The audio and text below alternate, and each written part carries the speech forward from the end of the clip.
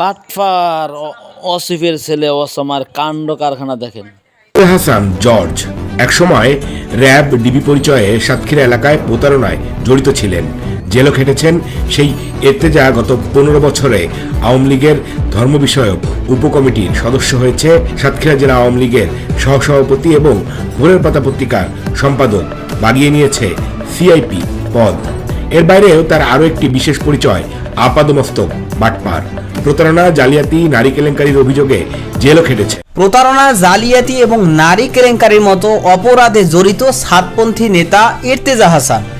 তো এই এর্তেজা হাসান এবং ওয়াসিফুল ইসলামরা এরা তো তাবলিগওয়ালাদের হত্যা করবেই, কারণ এরা এতদিন ধরে আওয়ামী লীগের এজেন্ডা বাস্তবায়ন করেছে, আওয়ামী লীগের মিশন বাস্তবায়ন করেছে।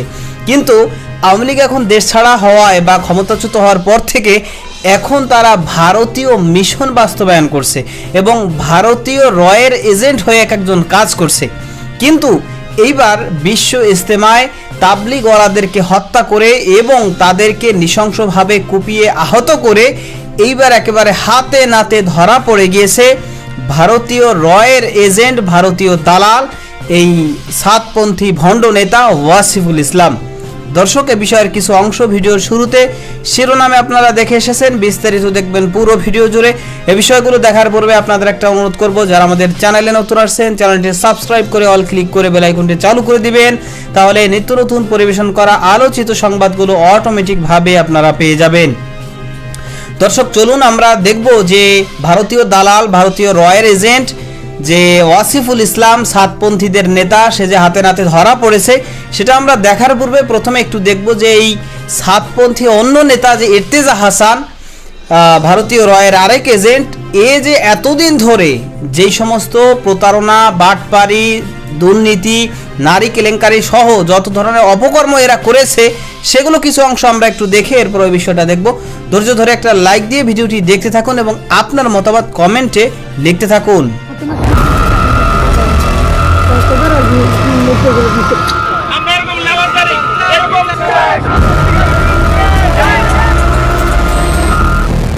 এর্তেজা হাসান জর্জ একসময় র্যাব ডিবি পরিচয়ে সাতক্ষীরা এলাকায় প্রতারণায় জড়িত ছিলেন।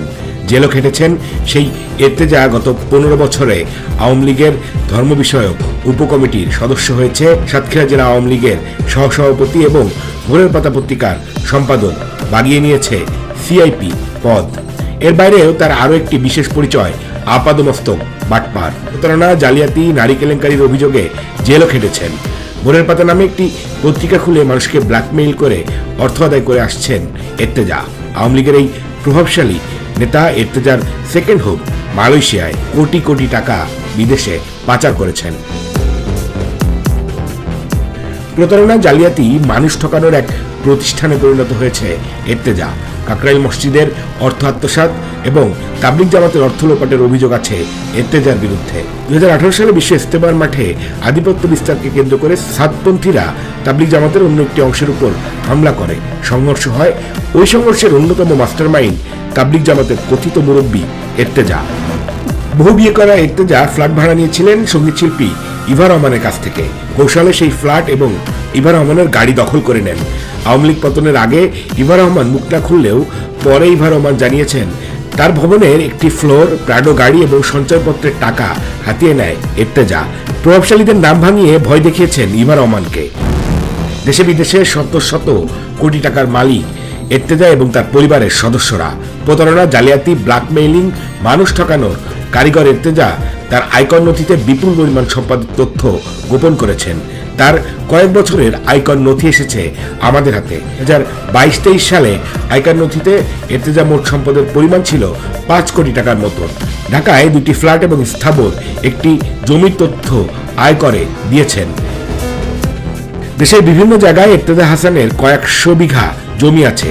গাজীপুরের পুবাইলে 105 শতক, মুন্সিগঞ্জের মাওয়া এলাকায় 100 শতক, সাভারে 314 শতক, আশুলিয়ায় 166 শতক, জোয়ার সাহারা এলাকায় 5 শতক জমি।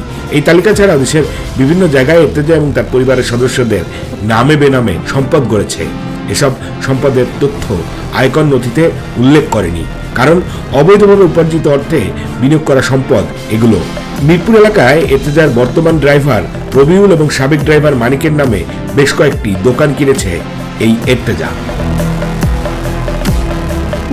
ভাসানটেক এলাকায় এর্তেজার আরও একটি ফ্ল্যাটের সন্ধান মিলেছে, যেটির কথা উল্লেখ নেই এর্তেজার আয়কর ফাইলে।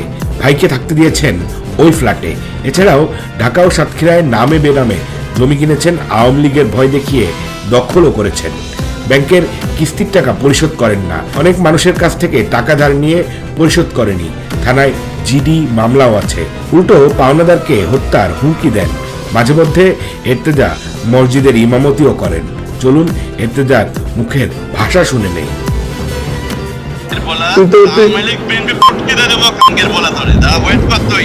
কি করবি?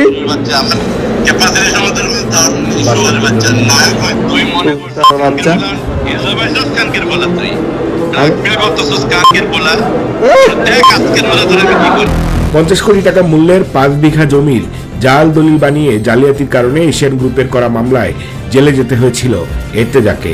কোটি টাকা খরচ করে সেই মামলা থেকে অব্যাহতি নেন এর্তেজা, অথচ জাল দলিল বানিয়েছিলেন এর্তেজা নিজেই। সঙ্গীত শিল্পী ইভা রহমানের উপর হামলা মামলার ভয় দেখিয়ে 5.5 কোটি টাকা হাতিয়ে নিয়েছে এর্তেজা।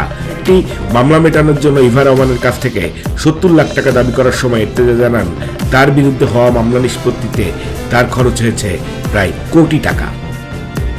মানে গাড়ি টাড়ি সবকিছুতে ভাইয়া করলাম, এখন যেটা হয়েছে কি ভাই লোনে পড়ে গেছি অনেক। শুধু ফ্ল্যাট প্লট জমি জালিয়াতির মাধ্যমে দখল করেন এর্তেজা তেমনটা নয়, বাটপাড়ির সব ডিপার্টমেন্টেই কৃতিত্বের স্বাক্ষর রেখেছেন কথিত ধর্ম ব্যবসায়ী এর্তেজা। ছবির যে প্রাডো গাড়িটি দেখছেন সেটি ব্যবহার করতেন এর্তেজা, তবে এই গাড়ির মালিক তিনি নন। ব্যবহারের জন্য চেয়ে এনে এই গাড়িটি আর তার প্রকৃত মালিককে ফেরত দেননি এর্তেজা। নিজে মালিক না হয়েও গাড়িটি পরে বিক্রি করে দিয়েছিলেন। সেই বিক্রির চুক্তিনামাও করাপশন মিডিয়া সংগ্রহ করেছে। পত্রিকায় ভুয়া আবাসন কোম্পানির নাম দিয়ে বিজ্ঞাপন দিয়েছিলেন এর্তেজা। এই বিজ্ঞাপন দেখে এর্তেজার কথিত রূপান্তর হাউজিংয়ে 2,23,000 টাকা দেন সিএনজি চালক জসিম। পরে এর্তেজার বাটপাড়ি বুঝতে পেরে অর্থ ফেরত চাইলেও 1 যুগেরও বেশি সময়ে সম্পূর্ণ অর্থ পরিশোধ করেননি এর্তেজা। এর্তেজা আওয়ামী লীগের দাপুটে নেতা ছিলেন। ছেলে জার্জিস বিন এর্তেজাকে ঢাকা মহানগর দক্ষিণ ছাত্রলীগের সহসম্পাদক বানিয়েছিলেন। গত রমজান মাসে গভীর রাতে মদ্যপ অবস্থায় বন্ধুদের নিয়ে বেপরোয়া গাড়ি চালাচ্ছিলেন এর্তেজার পুত্র জার্জিস। দুর্ঘটনায় পড়ে জার্জিসের বন্ধু ঘটনাস্থলে মারা যায়, কিন্তু খিলক্ষেত থানা এর্তেজার ছেলের নামে কোনো মামলা রুজু করেনি। নিহত পরিবার মামলা করার চেষ্টা করলেও এর্তেজা টাকা খরচ করে সবকিছু ম্যানেজ করে নেয়। এর্তেজার ছেলে জার্জিসের কোনো ড্রাইভিং লাইসেন্স ছিল না এবং এর্তেজা টাকা খরচ করে মিথ্যা মেডিকেল রিপোর্টও প্রস্তুত করে এই অপমৃত্যুর মামলা থেকে ছেলেকে বাঁচাতে। মানুষের সামনে ধর্মীয় লেবাস পরে থাকা এর্তেজা নারী প্রীতিও কম না। 4-5 জন বউ ছাড়াও আছে ধর্মবউ এবং বান্ধবী। প্রতি শুক্র ও শনিবার এর্তেজা যৌন উত্তেজক ওষুধ সেবন করেন, যেটিকে তিনি নাম দিয়েছেন ঠান্ডার ট্যাবলেট। তাকে এই ট্যাবলেট এনে দেন তার ড্রাইভার রবিউল। এর্তেজার অফিস রুমে কয়েকটি ট্যাবলেটের ছবিও আমাদের হাতে এসেছে। এসব ঠান্ডার ওষুধ খেয়েই তিনি নারীদের সাথে ঘনিষ্ঠ হন। ঘনিষ্ঠ মুহূর্তের ভিডিও নিজেই মোবাইলে ধারণ করে রাখেন। কথিত স্বৈরাচার হাসিনার সরকারের পতনের পর এর্তেজা আত্মগোপনে রয়েছে। আমাদের সূত্রের দাবি, তার ড্রাইভার রবিউলের শ্বশুরবাড়ি নারায়ণগঞ্জ এলাকায় আত্মগোপনে আছেন। ছাত্র আন্দোলনে হত্যা মামলার আসামি এর্তেজা, তবে তার ব্ল্যাকমেইলিং, চাঁদাবাজি, তদবিরবাজি থেমে নেই। ভারতীয় রয়ের এজেন্ট এবং ইন্ডিয়ার দালাল এই মুয়াজ বিন নূরকে ইতিমধ্যেই গ্রেফতার করা হয়েছে, কারণ ইতিমধ্যেই এই ওলামা একরাম এবং তাবলিগওয়ালাদের পক্ষ থেকে মামলা করা হয়েছে এবং সেই মামলায় ওয়াসিফুল ইসলাম, মুয়াজ বিন নূর সহ যেই সমস্ত সাতপন্থী ভারতীয় দালাল এবং ভারতীয় রয়ের এজেন্ট বাংলাদেশে এখনো পর্যন্ত তারা তাদের কার্যক্রম চালিয়ে যাচ্ছে, তাদেরকে একের পর এক ধরা হবে এবং শীঘ্রই ওয়াসিফুল ইসলামও ধরা পড়বে, এটাই আমরা প্রত্যাশা করছি। কারণ আপনারা জানেন যে এই যে দ্বন্দ্ব এবং এই যে তাদের যে অমানবিক কার্যক্রম, এটা আজকাল থেকে না, অনেক দিন ধরেই কিন্তু এরা চালিয়ে যাচ্ছে। এবং এই যে গ্রুপ যারা রয়েছে আওয়ামী লীগপন্থী, এরা কিন্তু এতদিন যেহেতু আওয়ামী লীগ ক্ষমতা ছিল, সেই অবস্থায় আওয়ামী লীগের ছত্রছায়ায় মূলত তারা এই তাদের কার্যক্রম করত এবং ভারতীয় রয়ের যেই মিশন সেগুলো তারা এখানে বাস্তবায়ন করত। এবং এখন আওয়ামী লীগ সরকার ক্ষমতাচ্যুত হওয়ার পরেও তারা এই ভারতীয় মিশন নিয়ে মূলত তারা বাংলাদেশে কাজ করছে। কারণ ভারতীয়রা তারা ভারতের পক্ষ থেকে বিভিন্নভাবে দেশের বাহির থেকে কিন্তু তারা ষড়যন্ত্র করেছে, এতদিন ধরে আমাদের বিরুদ্ধে ষড়যন্ত্র করেছে, উস্কানি দিয়েছে, কিন্তু তারা দেখেছে যে বাংলাদেশের ইসলামপ্রিয় দেশপ্রেমিক জনগণ তাদের উস্কানিতে তাদের ষড়যন্ত্রে বিন্দুমাত্র পা দিচ্ছে না। সে কারণে কিন্তু এই তারা এই ভারতের রয়ের দালালদেরকে দিয়ে এখন চাচ্ছে যে বাংলাদেশে ইসলামকে ব্যবহার করে সাম্প্রদায়িক এক বিশাল দাঙ্গা বাজিয়ে দিয়ে বাংলাদেশকে ভয়ঙ্কর এক বিপদের মুখে ঠেলে দিতে। তার অংশ হিসাবেই কিন্তু এই যে গত কয়েকদিন আগে বিশ্ব ইজতেমাকে কেন্দ্র করে সেখানে তাবলিগওয়ালারা, ওলামা একরাম তারা সেখানে অবস্থান নিয়েছিল। গভীর রাতের শেষ অংশে এই সমস্ত সন্ত্রাসী, সাতপন্থী, ভণ্ড এবং এই সমস্ত ভারতীয় রয়ের এজেন্ট এবং দালাল এরা এসে এরপরে লাঠি, সোটা, অস্ত্র শস্ত্র বিভিন্ন কিছু নিয়ে সেই মাঠে সরাসরি হামলা করে মাঠের যে ব্যারিকেডগুলো ছিল বা বেড়া এগুলো ভেঙে চুরমার করে এরপরে সেখানের তাবলিগওয়ালা এবং আলেমদেরকে তারা নৃশংসভাবে কুপিয়ে তারা হত্যা করেছে এবং শত শত হাজার হাজার মানুষকে তারা আহত করেছে। একজন তাবলিগওয়ালা তিনি একেবারে খুব মারাত্মকভাবে তিনি আহত হয়েছেন, তার মাথায় একাধিক কোপ দিয়েছে এবং তার একেবারে মুখমণ্ডলের উপরেও তারা কুপিয়েছে। তো সেই তাবলিগওয়ালা তিনি বলতেছেন যে আমি তাদেরকে যখন দেখলাম যে তারা আসছে এবং তারা হামলা করছে, তো তাদেরকে দেখে আমি মাঠ ছেড়ে আমি চলে যেতে চাইলাম এবং তাদেরকে বললাম যে আমরা মাঠ ছেড়ে চলে যাচ্ছি, কিন্তু এরপরেও তারা আমাদেরকে ধরে একের পর এক মারধর করলো এবং আমাদেরকে কুপিয়ে এইভাবে জখম করলো। এবং পরিশেষে সেই ব্যক্তি বলল যে আমি পরবর্তীতে সেখানে একটা টিনের বেড়া তারা ভেঙে ফেলেছে, সেই টিনের নিচে আমি লুকাইলাম, লুকানোর পরেও তারা আমাকে খুঁজতেছে যে আমি কোথায় লুকালাম। ওদের টার্গেটই হচ্ছে যে আমাদেরকে আহত করা, নিহত করা, একেবারে নৃশংসভাবে কুপিয়ে আমাদেরকে হত্যা করার জন্যই ওরা আগে থেকে প্ল্যান করে ওরা ষড়যন্ত্র করে মূলত এই মাঠে এসেছে।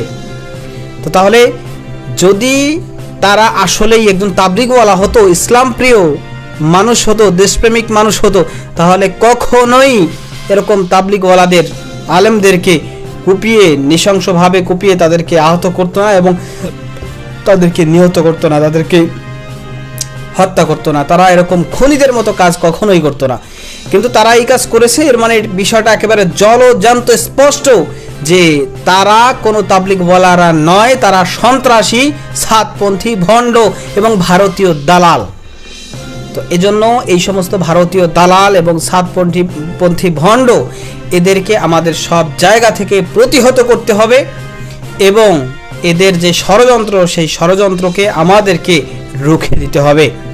তো দর্শক, যে বিষয়গুলো আজকে দেখলেন সে সম্পর্কে আপনার মতামত কি? এবং বাংলাদেশের মানুষ এখন সকলেই যাচ্ছে এই সমস্ত ভারতীয় দালাল, সাতপন্থী, খনি, সন্ত্রাসী এদেরকে গ্রেফতার করে যেন বিচারের মুখোমুখি করা হয় এবং যারা আমাদের ভাইদেরকে হত্যা করেছে তাদেরকে সর্বোচ্চ শাস্তি যেন ফাঁসির শাস্তি দেওয়া হয়।